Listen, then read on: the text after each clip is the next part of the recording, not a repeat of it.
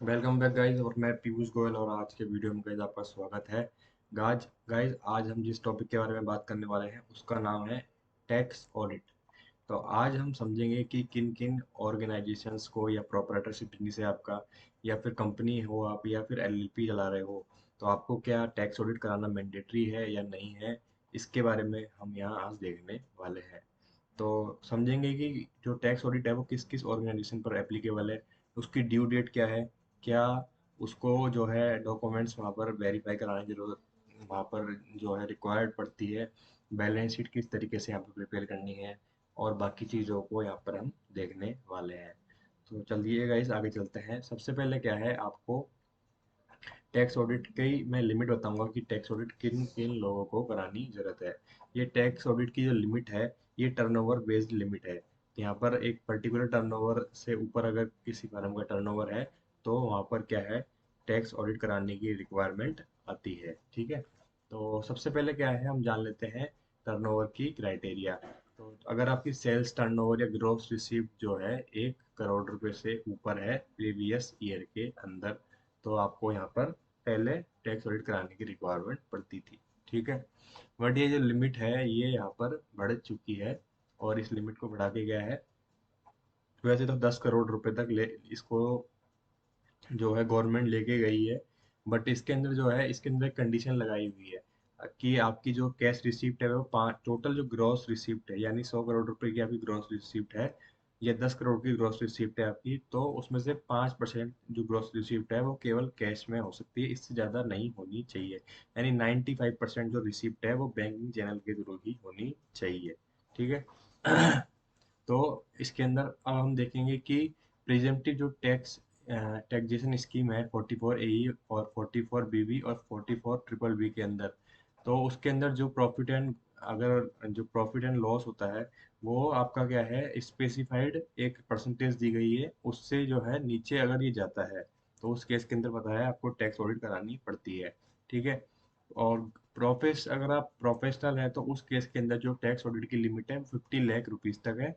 इस लिमिट को भी यहाँ पे बढ़ाया गया है। और साथ के साथ जो है उसके अंदर भी कंडीशन डाली हुई है कि आपके 95% जो है ट्रांजैक्शन डिजिटली होने चाहिए, यानी बैंकिंग चैनल के थ्रू ही होने चाहिए। अब हम देखने वाले हैं कि जो टैक्स ऑडिट है वो किस पर एप्लीकेबल नहीं है। जो टैक्स ऑडिट है वो क्या है, अगर टैक्स पेयर जो प्रॉफिट और गेन्स जो डिक्लेयर कर रहा है 4481 के अकॉर्डिंग, वो क्या है, उसका जो सेल्स है टर्नओवर है ग्रॉस रिसीप्ट है वो एक्सीड नहीं है 2 करोड़ से ऊपर, तो उस पर ये एक एप्लीकेबल नहीं है। ठीक है। टैक्स पेयर जो जिसकी इनकम क्या है, ऐसे नेचर से इंक्री मतलब आपकी जनरेट हो रही है, तो भी 44 बी के अंदर यहाँ पे बताए गए हैं। टैक्स पेयर की जो इनकम है वो सेक्शन 44 डबल बी एक जो है सेक्शन, उसके अंदर जो एक्टिविटीज बताई हुई है उससे अगर आ रही है तो भी आपके ऊपर टैक्स ऑडिट एप्लीकेबल नहीं है।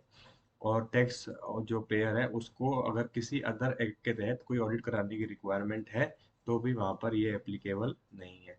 और जो बिजनेस एंड प्रोफेशन ऑडिटेड है इस लॉ के अंदर, वो जो आपकी बिजनेस एंड प्रोफेशन की जो ऑडिट है वो उसकी ड्यू डेट क्या है, 30 सितंबर होती है। ठीक है। और अब ये हमने समझ लिया कि ड्यू डेट क्या होती है, कब कब आपको टैक्स ऑडिट करानी है। ठीक है। ये सारी चीजें आपको यहाँ पर करवानी है। ठीक है। Due date of furnishing tax audit report, अब हमने टैक्स ऑडिट करवा ली, अब हमको फर्निश करने की ड्यू डेट क्या होती है ये हमको देखना बहुत जरूरी है। तो टैक्स पेयर को क्या है, अपने बुक्स ऑफ अकाउंट्स जो है ऑडिट करवाने पड़ेंगे, और टैक्स ऑडिट रिपोर्ट क्या है, स्पेसिफाइड डेट जो कि 30 सितंबर मैंने बताई थी उस डेट से पहले पहले आपको यहाँ पर करनी पड़ेगी। ठीक है।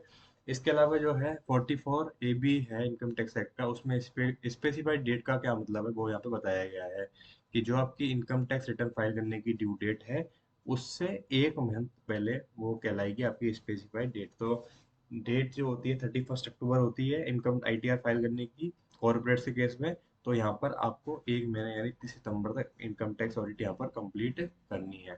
बट अगर आपने इनकम टैक्स एक्ट के जो प्रोविजंस हैं उनको कंप्लाई नहीं किया और वहां पर आपने जो है उनका वॉल्यूशन किया है, तो उस केस में आपके ऊपर पेनल्टी लगेगी यहाँ पे, जो कि 5% of total assets turnover gross receipt और 1.5 लाख। ठीक है। ये आपकी जो है यहाँ पर इन दोनों में से जो भी कम होगी वो आपकी यहाँ पर पेनल्टी के तौर पे लगेगी। ठीक ठीक है।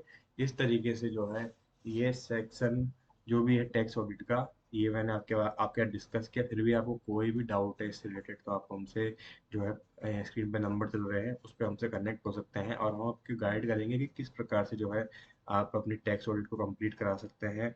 और साथ ही साथ अगर कोई भी जीएसटी, इनकम टैक्स या इम्पोर्ट एक्सपोर्ट से रिलेटेड कोई भी क्वेरी है तो आप हमसे कनेक्ट हो सकते हैं। Thank you guys.